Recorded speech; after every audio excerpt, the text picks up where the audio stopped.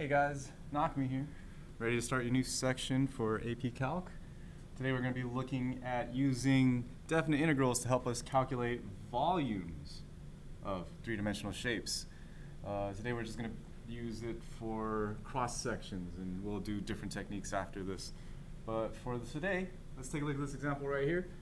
We're looking at four equations that seem to make a bounded region. We're going to call that bounded region R. And for this solid, each cross-section perpendicular to the x-axis is a square. Find the volume of this solid. All right, so we got our three equations there, four equations. Y is equal to x squared, y is equal to 0, x is equal to 1, and x is equal to 2. I'm going to go ahead and graph this. Let's take a look here. Let's see here. Oh. There we go. That's it. We have our x and y axis right here, right? Y is equal to x squared is a nice parabola that looks something like that, right? Y is equal to 0 is going to be just this x-axis right here going across down here. X is equal to 1 and x equal to 2 are two vertical lines that x equals 1 and x equals 2. So the region R is right in here, bounded by these four equations. Right. And if we did the integral from 1 to 2 of x squared, we'd get that area. Yeah? But that's not what the problem's asking for. The problem is asking for the volume, right? That's bounded with this as our base, pretty much. This is the base of our volume, okay? Meaning this is going to be a three-dimensional drawing. So you guys get to check out my drawing skills here. Let's see how rusty I am at drawing three-dimensional shapes here. Let's go ahead and I'm going to turn this xy axis on its side, and then hopefully we can see this in 3 dimensions here. So we got this here. This will be my x-axis going this way. This will be my y-axis going that way, right? And we have our parabola. It's going like so, right? And then we'll have over here x is equal to 1, and over here x is equal to 2. Right? We still have the same graph. It's just, if you can picture, it's kind of laying down like on a piece of paper, kind of flat down on the table somewhere, right? And what's happening here is it's kind of popping out of this base, right? And it's popping out, forming a square, right? Forming a square. So from here, the z-axis is kind of like going up like this, okay? Coming out of the paper, if you could imagine that, right? And it's happening all the way across here. So looking right here, we're going to have something that comes out like this, right? And since it's a square, the way I'm coming up right here is the same distance as it is from here to here, right? To make that a square, so it's coming up like that. See that? And that's going to be it right there.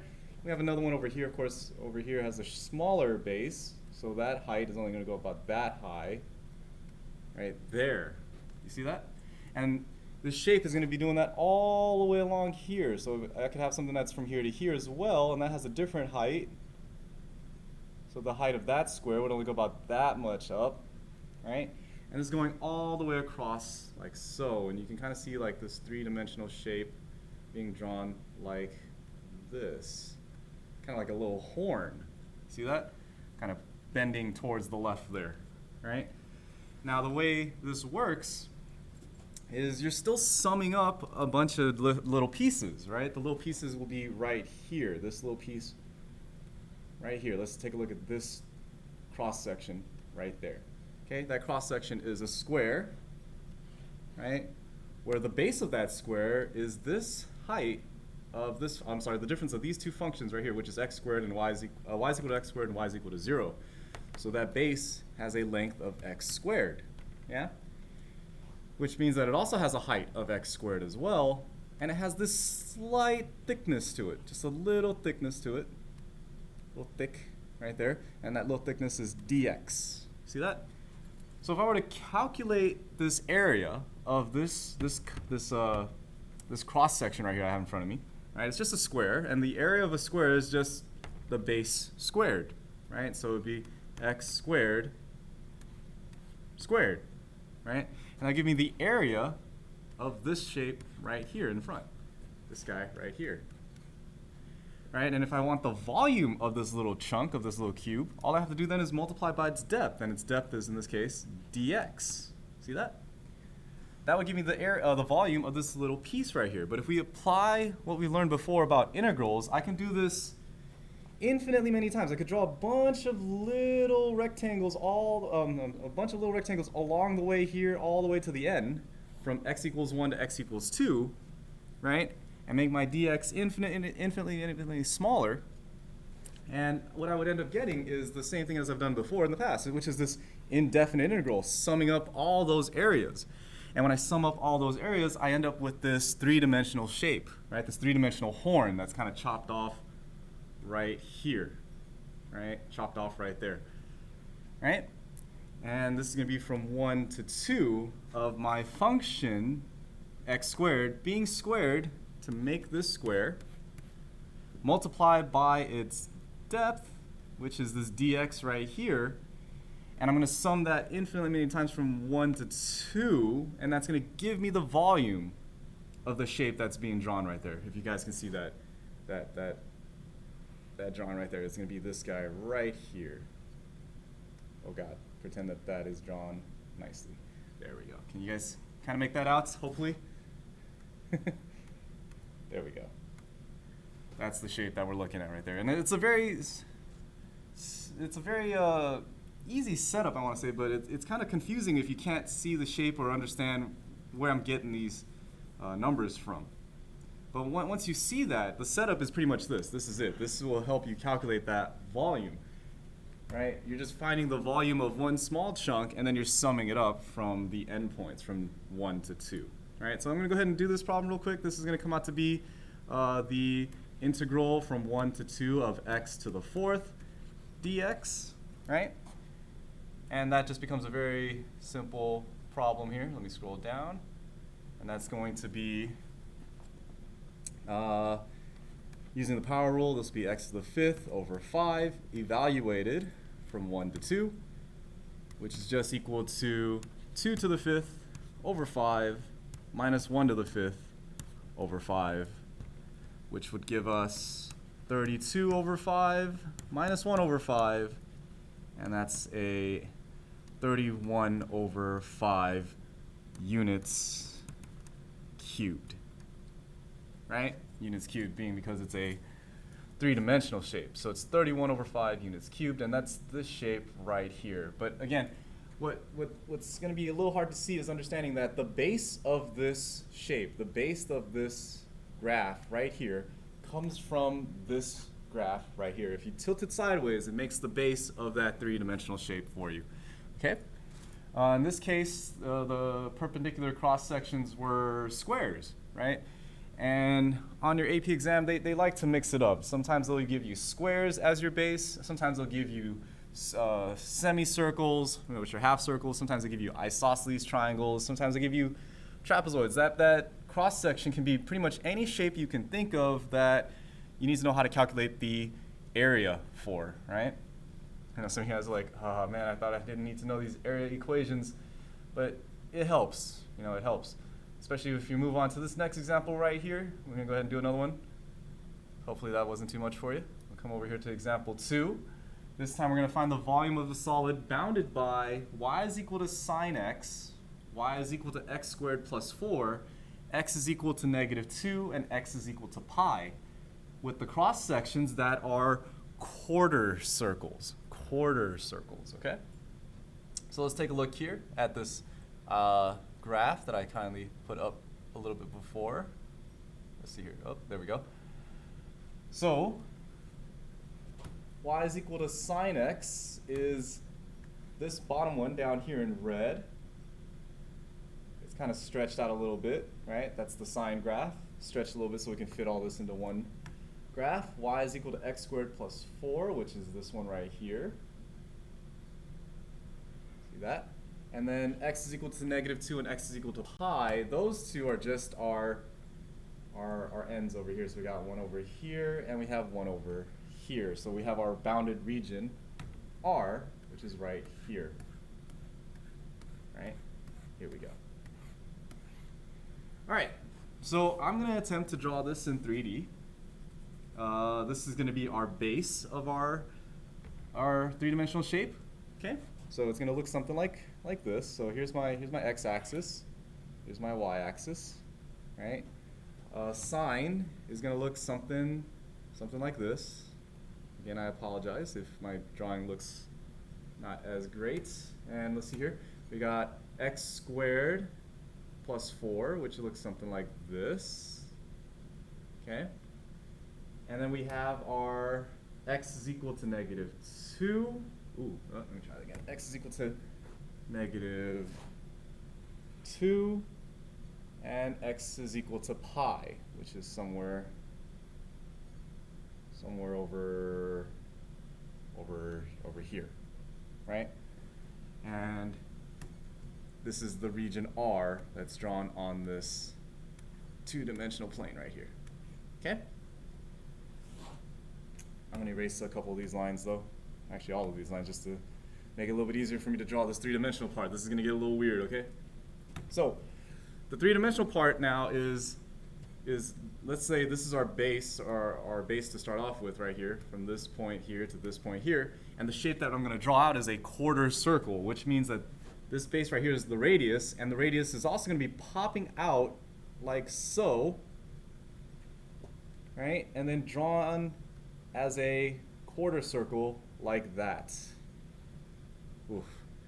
All right, and we'll have another one over here, from here to here. It's popping out, right? And quarter circle like that. And the way the amount that it's popping out by is equal to its base right there, right? So if that's R, that is also R, right? If that's R, that is also R. And we have a smaller one in between, for example, right from here to here, right? If this is popping out, it's only going to be popping out that far, right there, and making a circle like so. You guys see that okay? The drawing of it is going to be really weird, right? It's going to be something like this, and oh god, I can't actually, something like that, if you guys can see that shape. It's kind of like a weird, I can't even describe this shape. It's something that's curved along the way there. I don't know if you guys can see it, but that's pretty much the three-dimensional shape there, right? And there's a bunch of them in between. If I drew another one, it would be like from here to here, be coming out like so, and then quarter circle there as well. So it would be like that. Okay? And same thing, right? We can calculate the area of each of these quarter circles, right? So there's that quarter circle. I'm going to take a look at this piece right here, and let's do that in green. Right there. Do you see that right there? I'm going to redraw it over here, like so. Right? I guess that should be a little bit smaller, right? But that should be okay. Now, my radius is here and here, right? And the radius is simply the difference between the top function, right? Let's draw it like, let's say I'm drawing that right here. This is my base, my R, right? And my R is just going to be equal to my top function, which is x squared plus 4, right? That's this part right here, that's there. And my bottom function, which is over here, which is going to be sine of x. And all I'm doing is my radius is just the distance from the difference between those two functions, right? So I can say that R is equal to, right, x squared plus 4 minus sine of x. That's all it is. That's all my radius is. And the radius going up for this quarter circle is the same radius that it is as the base, right? Because that's how circles work, right? Now, how do you calculate the area of a quarter circle? Well, you need to know how to calculate the radius of a circle, first of all. And if you guys could, actually, never mind. That's not as an impressive circle as you've seen me drawn before, right? So anyways, if you have a circle and we have a radius r, to find the area of this circle, it's simply just pi r squared, right? And if I'm looking just for a quarter of it, right, just for a quarter of it, all I have to do is then take that area and multiply it by 1 over 4, right? 1 over 4 of the area will give me the quarter of that circle. So let's go ahead and see. How am I going to find the area of this quarter circle, that's simply going to be 1/4 pi r squared. But we know what r is, don't we? R is simply, let's write it out right here, is simply x squared plus 4 minus sine x. That's all our r is, right? And that's going to be squared. This right here represents the area of the quarter circle. See that? And then if I'm looking for the volume of this quarter circle, all I have to do is then turn this into a little wedge, right? A little wedge like this. And let's see if my three-dimensional drawing there. You guys see that wedge there, that three-dimensional wedge, right? And this depth of this wedge is simply just dx. See that? So if I'm taking this, I'm trying to find the volume now. I just take this area as my base, and I just multiply it by its depth, which is dx. And that'll give me the volume of this little wedge right here. Right? Now, if I want to get the volume of this entire shape over here, from here to here, right? This is going from -2 all the way up to pi. Well, since I know about definite integrals, all I have to do then is integrate this function. That gives me the small little wedge right here, and I'm going to do it from the integral from -2 to pi. So all I'm doing is now I'm evaluating a bunch of these little wedges along the way, and I'm summing them up, right? I'm summing up the volume of each of these little wedges that have a width that is really, really tiny, right? Infinitely many times from -2 to pi, and I'm just summing them all up. And that's all a definite integral is, right? It's the summation of those things. And you could set it to be equal to whatever it is that you want. In this case, I'm letting it equal to really, really thin slices of volume, right? Of this cross-section right here. For this problem, I would not really suggest you doing this by hand. I don't think there's a U substitution for it.